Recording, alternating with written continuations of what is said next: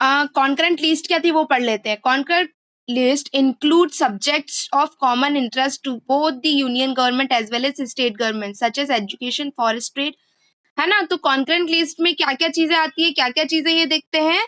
तो education, health, marriage, adoption, trade, जो trade मतलब बिजनेस वगैरह चल रहे हैं वो सब कौन देखता है, कॉन्करेंट लिस्ट देखता है. ठीक है, ये एक कॉमन काम है यूनियन और स्टेट दोनों का, बट वो कॉन्करेंट लिस्ट भी देखता है.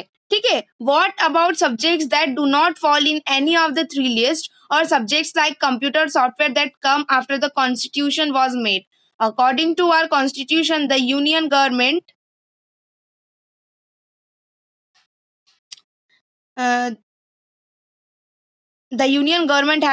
has the power to legislate all the residuary subjects. We noted above the most federations that are formed by holding together do not give equal power to the constituent units. Thus, all states is the Indian Union do not have identical powers. Some states enjoy special status. Jammu Kashmir and its own constitution. Many provisions of the Indian Constitution was not applicable to this state without the approval of the state assembly. देखो क्या है, holding together मतलब क्या, जो हर किसी में power जो है वो डिवाइडेड है ना, सबका अपना अपना रोल है जो कि वो निभाते हैं.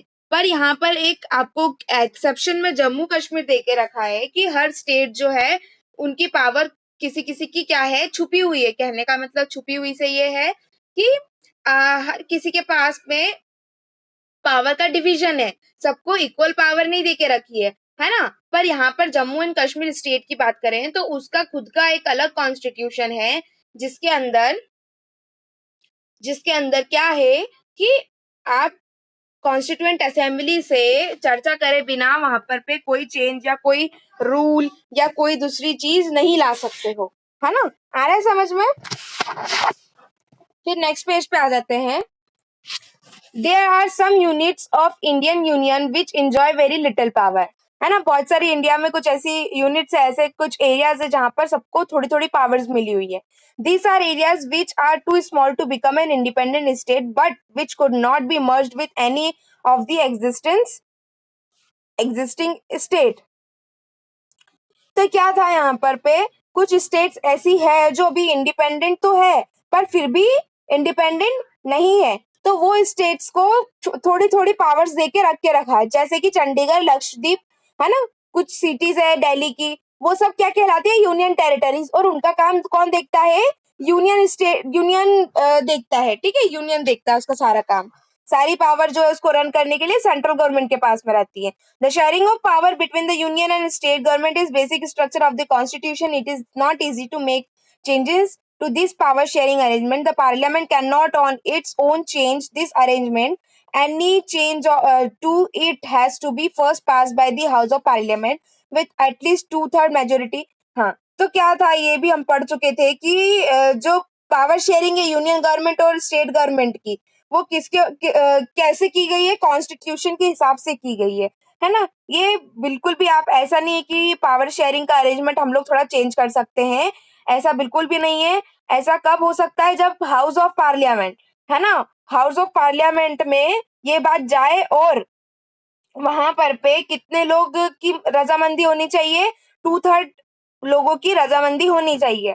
ठीक है, आधे से भी ज्यादा लोगों की वहां पर रजामंदी होनी चाहिए, तब जा करके वहां पर क्या होगा, आपकी ये जो चीज है वो पास की जाएगी. ठीक है. The judiciary plays an important role of overseeing the implementation of constitutional provisions and procedures in case of any dispute about the division of powers. तो ये क्या था, इस पैराग्राफ में यही लिखा हुआ था कि जुडिशरी जो है ना, जुडिशरी सिस्टम मतलब कि आपका court, high court, supreme court, ये सब. अगर यहाँ पर पे यूनियन में और स्टेट में कुछ भी कॉन्फ्लिक्ट होता है तो यहाँ पर कौन रिस्पॉन्सिबल रहता है, जुडिशरी सिस्टम रिस्पॉन्सिबल रहता है. रिस्पॉन्सिबल मतलब ये उनकी रिस्पॉन्सिबिलिटी होती है कि उनकी जो भी चीजें हैं वो कौन सॉर्ट आउट करेगा, जुडिशरी सिस्टम सॉर्ट आउट करेगा, है ना. ये तो चीज हम कल पढ़ चुके थे. अब आता है हाउ इज फेडरलिज्म प्रैक्टिस्ड, है ना. फेडरलिज्म कैसे हम लोग हमारी मतलब हमारे गवर्नमेंट में कैसे लाए, कैसे प्रैक्टिस होती है उसकी, वो देखते हैं। Constitutional provisions are necessary for the success of federalism but these are not sufficient. है ना, कॉन्स्टिट्यूशन जो है बहुत इंपॉर्टेंट रोल प्ले करता है एक फेडरलिज्म को कंटिन्यू करने में। ठीक है, if the federal experiment has succeeded in India, it is not merely because of the clearly laid our constitution provisions. The real success of federalism in India can be attributed to the nature of democratic politics in our country. This ensured that the spirit of federalism, respect for diversity, and desire for the living together become shared ideals in our country. Let us look some of the major ways in which this happened. देखो क्या है, हमारे federalism है तो कोई diversity हमको इतनी पता नहीं लगती है ना। कहने का मतलब सबकी आइडियाज जो है, सबकी चीजें जो है, हम लोगों को क्या है आराम से वो लोग बता सकते हैं। अगर यहाँ पर पे डाइवर्सिटी है और फेडरलिज्म नहीं होता, किसी एक पावर का ही गवर्न, कोई एक पावर ही गवर्न कर रही होती है ना, तो क्या होता है यहाँ पर पे, मैंने कल ही बताया था कि क्या होता है यहाँ पर पे, अगर कोई हिंदू से बना है, कोई सिख से बना है, तो वो उनके रिलीजन को ज्यादा से ज्यादा क्या देंगे, बढ़ावा देंगे।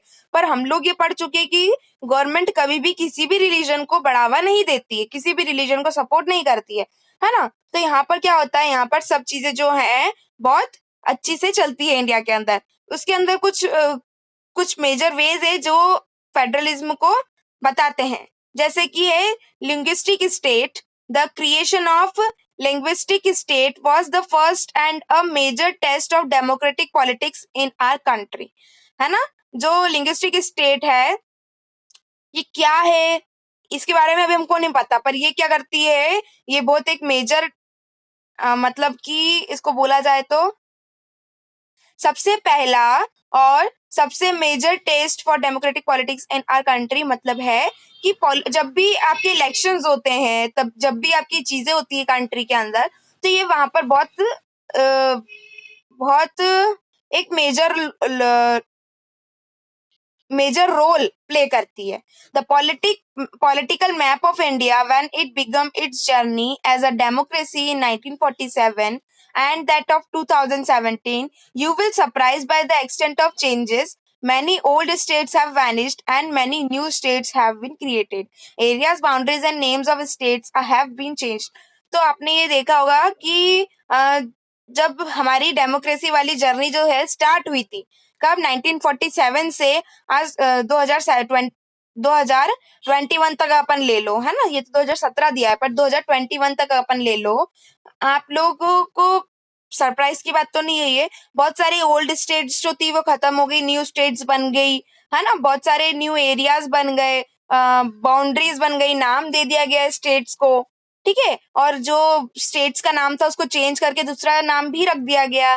तो in 1947 the boundaries of several old states of India were changed in order to create a new state। है ना, क्या हुआ था 1947 में, बहुत सारे ऑर्डर्स निकले, क्यों निकले, ताकि हम लोग एक नई स्टेट को बना सके, क्रिएट कर सके। This was done to ensure that people who spoke the same language lived in the same state. है ना, ये तो है ही सही कि अलग अलग भाषा बोलने वाले एक ही स्टेट में रहने लगे। Some states were created not on the basis of language but to recognize different based on cultural ethnicity और geography। है ना, सब लोग ने अपना अपना जो खुद का कुछ क्रिएट नहीं किया, जो था वही चीज है, बट क्या हुआ, उन लोगों ने सब चीज, कल्चर, एथनिक, ज्योग्राफी, सब चीज को क्या कर ली, शेयर कर ली। ठीक है, this include states like Nagaland, Uttarakhand and Jharkhand. When the demand for formation of states on the basis of language was raised, some national leaders feared that it was lead to distinct।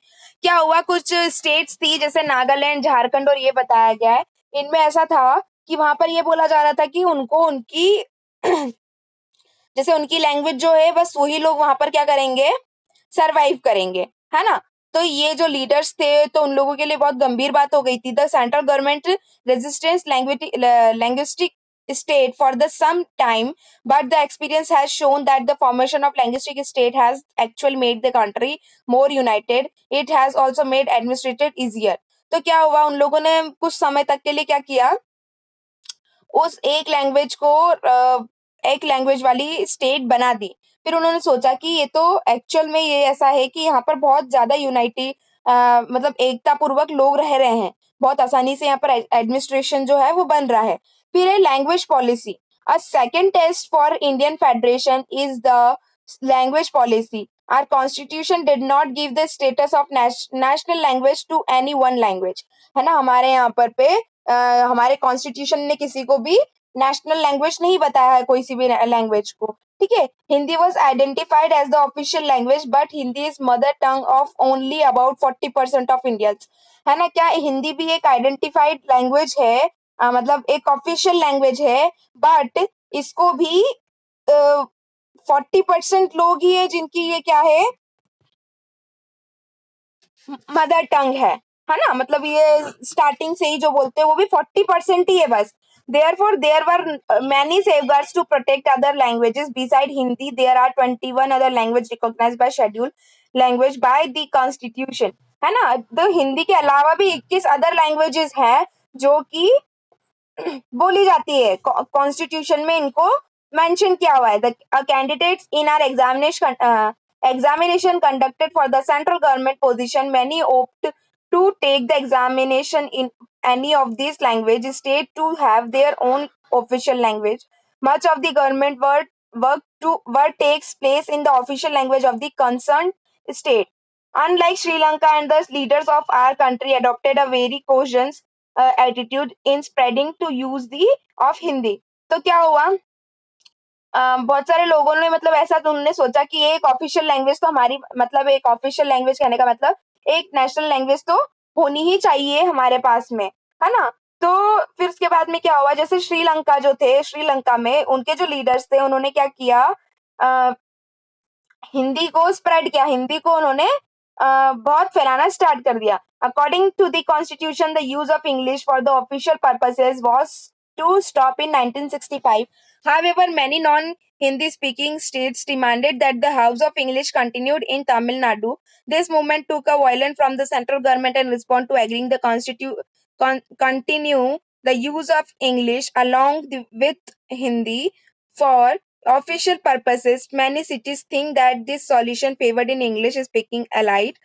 Promotion of Hindi continues to be the official policy of the government of India. Promotion does not mean the central government can impose Hindi or state on the state where the people speak a different language. The flexibility shown by the Indian political leaders helped to country avoid the kind of a situation that Sri Lanka itself in. देखो क्या था, अब यहाँ पर हमारे यहाँ पर बहुत सारी लैंग्वेज बोली जाती है ना। अब किसी को ऐसे में किसी एक लैंग्वेज को हम लोग उसको नेशनल लैंग्वेज नहीं बता सकते हैं, है ना। पर यहाँ पर इंग्लिश को इंटरनेशनल लैंग्वेज बताया गया है। हमारे यहाँ पर इंटरनेशनल लैंग्वेज कौन सी है, तो इंग्लिश है ना। तो यहाँ पर जो सेंट्रल गवर्नमेंट थी वो क्या कर रही थी, रिस्पॉन्ड कर रही थी कि हम लोगों को इंग्लिश को और हिंदी को दोनों को ऑफिशियली पर्पसेस पे मतलब हम लोगों को वो वाली लैंग्वेज को एज अ बता देना चाहिए। पर बहुत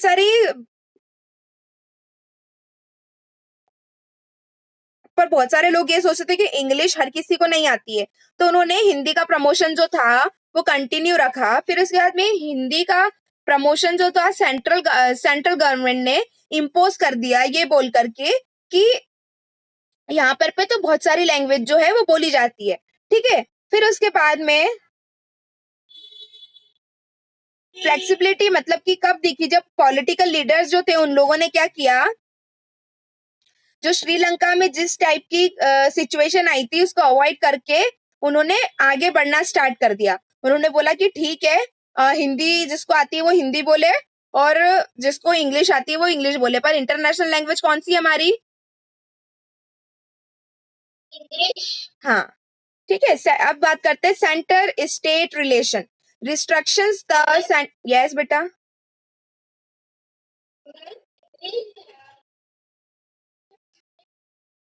बेटा आपकी वॉइस ब्रेक हो रही है।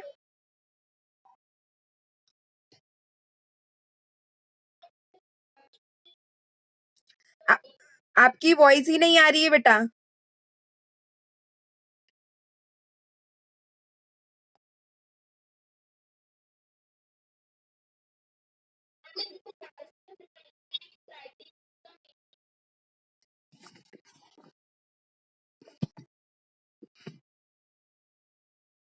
कि वो लोग जो कि बताते हैं कि ये गलत हो रहा है किसी के साथ में या ये सही नहीं है ना, वो क्राइटिक है।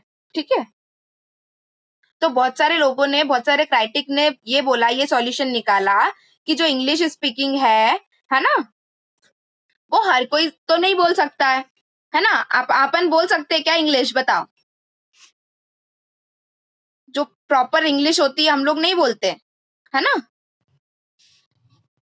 यहाँ पर एलाइट का मतलब बताया है जो दूसरे वर्ग के लोग होते हैं। दूसरे वर्ग के मतलब कि दूसरी कास्ट के होते हैं जिनको नहीं आता है इंग्लिश, है ना, उनके लिए इन्होंने फेवर किया था। ठीक है, करे कंटिन्यू, आगे आया होगा समझ में तो। Okay, centre state relation. तो यहाँ पर क्या पढ़ रहे थे हम लोग? Restructuring the center-state relation is one more way in which the federalism has been strengthened in practice. How the constitutional arrangements for sharing power work in reality depends to a large extent on how the ruling parties and leaders follow this arrangement. For a long time, the same party ruled both and the central and in the most of the states. This meant the state government did not exercise their rights on autonomous federal units. As and when the ruling party at the state level was different, the parties that ruled at the center tried to undermine the power of the state. In those days, the central government would often misuse the constitution to dismiss the state government that were controlled by the rival parties. This undermine the spirit of federalism. क्या हुआ था देखो कि एक time पे central government जो थी वो हर जगह अपनी पावर को क्या कर रही थी, बढ़ा रही थी, ठीक है, एक्सटेंड कर रही थी। यहाँ पर क्या हुआ है, स्टेट गवर्नमेंट को कोई भी उनके राइट्स को वो करने की, मतलब उनके सारे राइट्स का वायलेशन हुआ है ना स्टेट गवर्नमेंट का, क्योंकि सेंट्रल गवर्नमेंट ने ही सब चीजें करना स्टार्ट कर देती। पर इस चीज का किसने, राइवल पार्टीज मतलब जो अपोजिशन पार्टी थी, उन्होंने बोला कि नहीं, कॉन्स्टिट्यूशन में कोई चेंज नहीं होगा, सेंट्रल गवर्नमेंट अपना काम करेगी और स्टेट गवर्नमेंट जो है वो अपना काम करेगी। All this change significantly after 1990। This period saw this rise of religion political parties in many state of the country. This was also the beginning of the era of coalition government at the center, since no single party got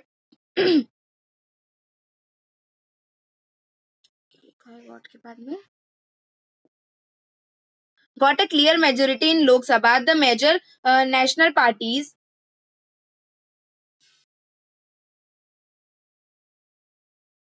had now entered into alliance with many parties, including several religion parties, to form a government at center. This led to a new culture of power sharing and respect for the autonomy of the state government. This trend was supported by the major judgment of the Supreme Court that made it difficult for the central government to dismiss the state government in an arbitrary manner. Thus, the federal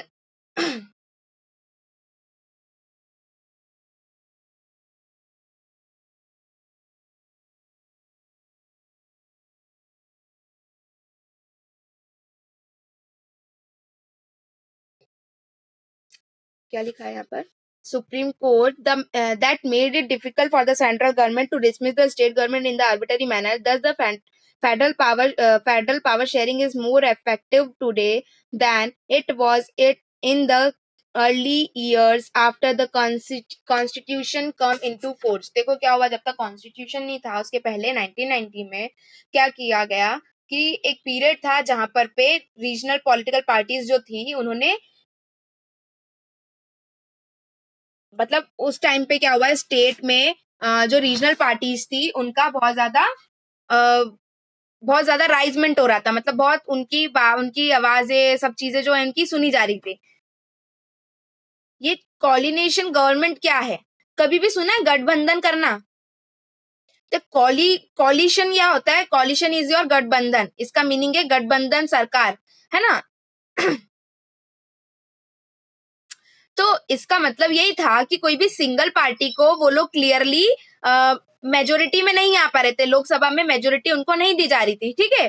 तो उसके बाद में क्या हुआ, उन लोगों ने alliance किया, अलायंस करा मतलब एक साथ में जुड़े, ठीक है, गठबंधन किया। फिर उसके बाद में उन्होंने समझाया कि हमको एक न्यू कल्चर लाना चाहिए जिससे कि हमारी पावर जो है वो वो लोगों को समझ में आए, वो स्टेट गवर्नमेंट को समझ में आए, है ना? फिर उसके बाद में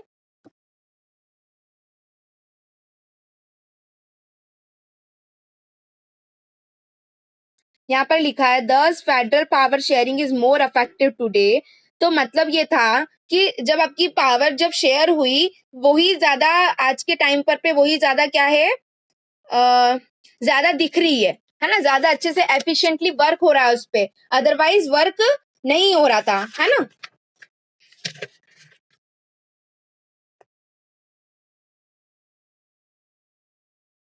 अब है डिसेंट्रलाइजेशन इन इंडिया।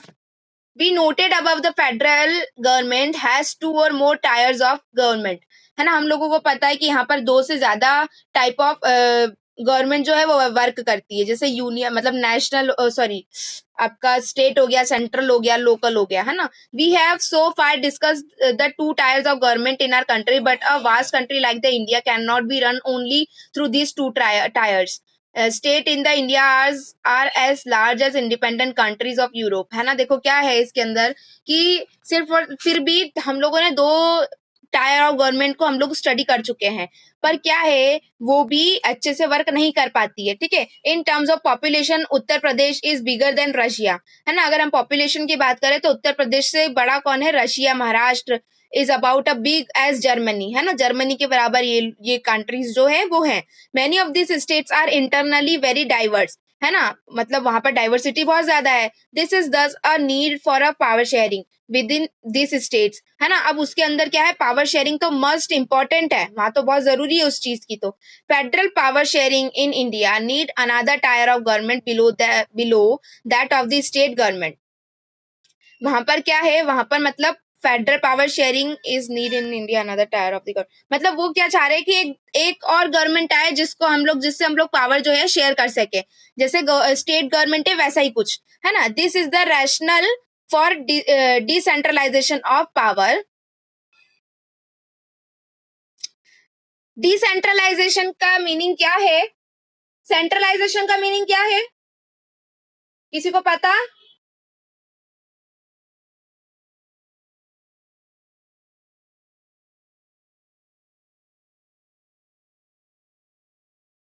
बोलो।